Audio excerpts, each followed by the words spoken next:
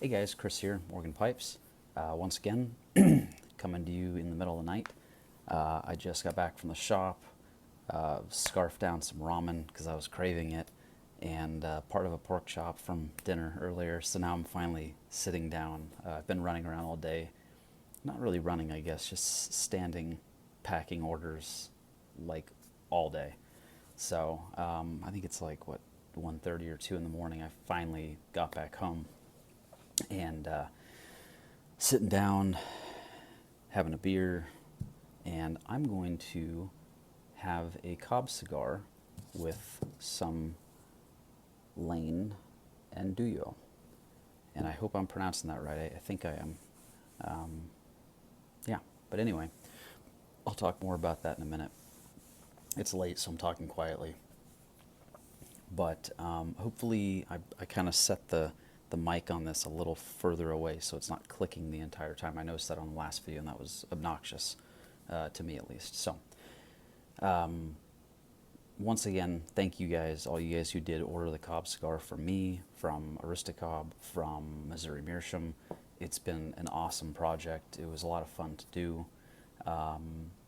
It was a little tricky because the FDA, we just wanted to play it safe and have proven sales prior to the 8th. So when they were ready with the product, they shipped it, but they basically shipped it on the day that I started taking orders. And I did that obviously to prove sales prior to the 8th, but a lot of guys were asking, hey, I ordered last week, I don't have mine. Everything is out. I shipped every single order, 100 Cobb cigars and a bunch of other stuff tonight. So you guys should have them at the very latest, maybe Tuesday for domestic, and international, it really varies. So anyway, we'll break down into this right now. And I'm going to be clearing my throat a lot because the air quality here is shit right now. There's wildfires and pollen and all kinds of crap, so I've been dying from allergies. But anyway, here's the box. This is the Cobb cigar. There's the Missouri Meerschaum sticker on the end, and this is just a box, throwaway box. You could keep it in there, I guess, but it's not going to hold up forever. Inside the box, you've got a Cobb cigar wrapped in tissue paper. A lot of guys said, hey, I don't have a cork. Now, the cork is pressed in there pretty good. So when you remove the tissue paper, it may have gotten lost. So the guys that don't have a cork, go dig through the garbage, find your cork.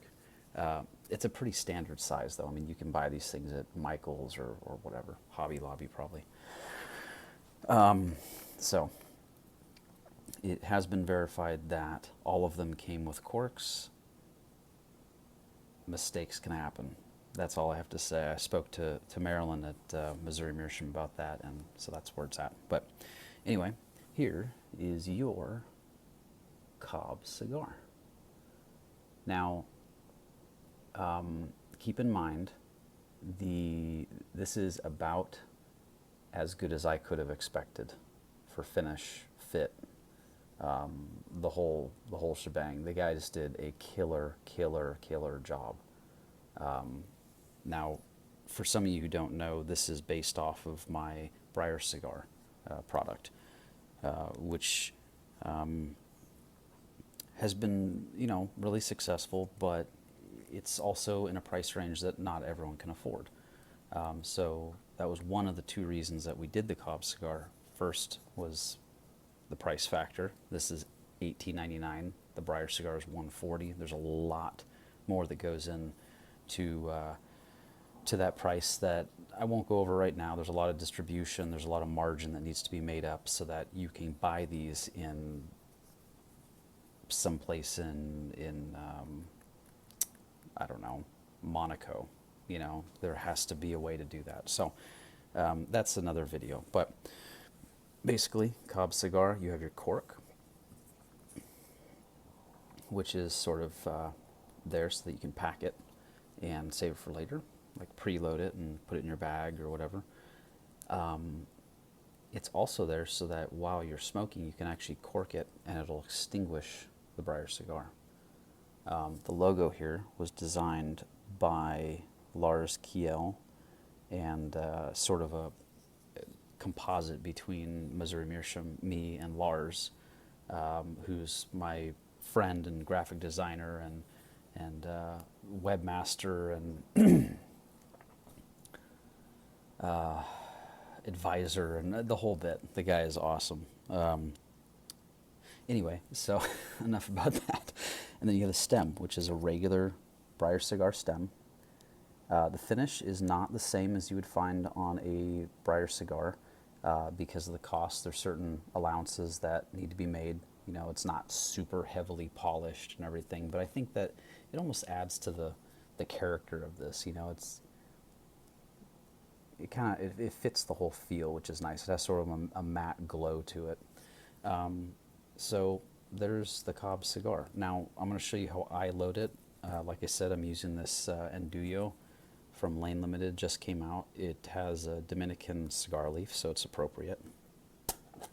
And I gotta tell you guys, I've said it before on here, I'm not a Latakia guy. I'm not really a big fan of it. This has a touch of it.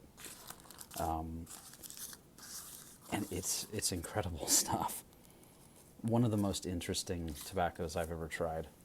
And it's very, very, very dark. The light's kind of weird here, so ignore that. But super dark, and it's sort of, I don't know the consistency I would consider this to be. It's almost like a broken flake. Like really broken flake. It's not like a ribbon cut or anything. It's almost like shreds. But man, it's amazing. So to get into this, let's see if I can do this. In the Cobb cigar, just like the Briar cigar, there is a reverse calabash chamber behind the stem. So you got your cooling airway in there, or your cooling chamber, and then you have your tobacco chamber. It's 5 inches long, which is pretty spot on with the Briar cigar. It's a little bit wider, and it needed to be because Briar's obviously more fire resistant than a Cobb's going to be. So this is how I load it. And it's hard to show all of this, but basically I take, where am I? Take a little bit of tobacco on the side of my hand here, or in the palm of my hand. I put the Briar cigar in the corner here, so like this. And I just sort of like wiggle it down in there. Now I'm using a tamper that would be appropriate for it, which is the Dagner Pipes T tamper. And just kind of like funnel it in there, you know. This is just how I do it. Some guys make a plug and slam it in there. I do it this way. So once you think it's a little full, fills up to the top, you get your tamper and just tamp the top just enough to where it stays in there. Now, a lot of people ask the question, is this going to fall out in my lap? Well, first off, if you smoke a cigar, the ash falls off. It can fall off onto your lap. What is going to come out is white ash, if anything, and that's only if you're really tipping it down and tapping it around. That's a small enough chamber where everything really stays in there. And what are we going to use? The blue lighter here today. Now, over the course of using this, the end is going to char. You know, it's just the way it goes. It's a $19 pipe. But, you know, if you take care of it, it's going to last just like anything else. You know, it'll serve you well. As my dad used to say, take care of your tools and your tools will take care of you. And that's why I buy nice tools. So, okay, here we go.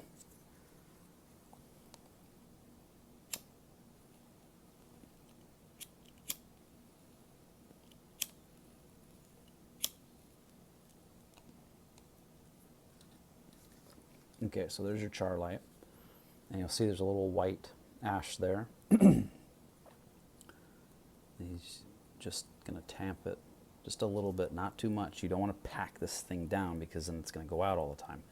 You're going to have to relight it. It's just part of the design. So unless you're constantly puffing on it, you can do a slow cadence and puff on it, and it'll be fine. It's not going to like go out on you randomly, but you have to don't smoke it one time and say, oh, screw this, I don't like it. Learn how to smoke it. You know, it's I could tell you how to drive a car, but that doesn't mean that you're going to be able to drive a car. You have to learn how to do it. And it's just like anything else. So some guys pick it up and they're like, wow, this is perfect and exactly what I need. And some guys are like, well, I can't quite get the hang of it. And that's totally fine. You know, I needed to learn how to smoke it when I came up with the form. It took me a while to get it. So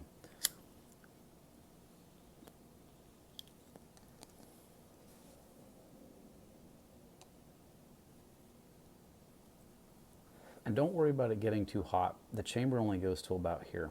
So as long as your hand's down here, you're not going to feel any heat. You see, that ember is staying in there. I mean, it's not just going to fall out, you know. And the stem is designed so you can sort of get it in there. I mean, I don't expect you to walk around like, you know, but if you need to do something with your hands, it's very comfortable. So, in the same token, and I'm not trying to give Lane free publicity or anything, but I genuinely like this blend. I bought a bunch of tins of it, and it's nice, you know. I like cigars. I'm not a huge cigar guy, but this was surprising. I don't know what this says about Lane, but this I would not, if you didn't tell me this was Lane brand, I would have never known. This is something more that I would expect from, I don't know, like McClellan's maybe. It's a little heavily topped for one of their blends, but the leaf is very high quality, and I think that has something to do with the Andullo leaf that they use. But it has that higher quality level flavor to it. You can taste the humectant. It does have a certain, I don't know, wetness to it that you would find in most of the Lane blends. But I'm kind of always surprised because when they started tinning Lane 1Q, I don't understand why they didn't do that in the first place, because it was 1,000 times better than any of the bulk that I've ever had, and I like Lane 1Q, but the tinned is just magical. It's something else. It's hard for me to review this like you would, you know, like a lot of reviewers would do, like, oh, it has hints of this and that. I'm not that kind of guy. I either like it or I don't like it, and I'm very picky about what tobaccos I do choose to buy. To give you an idea, I bought 20 tins of this, and I don't do that often, but because it's one of these FDA sort of contingent blends, I don't know if it's going to go away or not, and I found it to be very unique. So if you can pick up a tin, it's good. It's good. So, you know, as you can see, it's cool. You know, it's cool enough to put on your cheek. It's very barely warm. You know, the ash is staying in there perfectly fine. Once in a while you might get a little piece pass through, depending on the cut. Some of the pieces in here are very fine because it's a rough, almost like a grindy shred. So that's it, guys. That's your Cobb cigar with your Lane Limited Andullo. So hopefully I covered all of it. If you have any other questions, you can put them below. You can email me. You can email Missouri Meerschaum. You can email, and just stay with those two. You know, I don't want to bombard Scott Markwood with a bunch of stuff, but he will have product.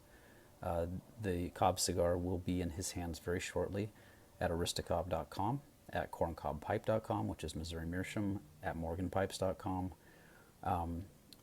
There will be more. I'll announce other retailers as time goes on. But yeah, I'm going to finally sit down and relax and enjoy this. So have a good night, guys.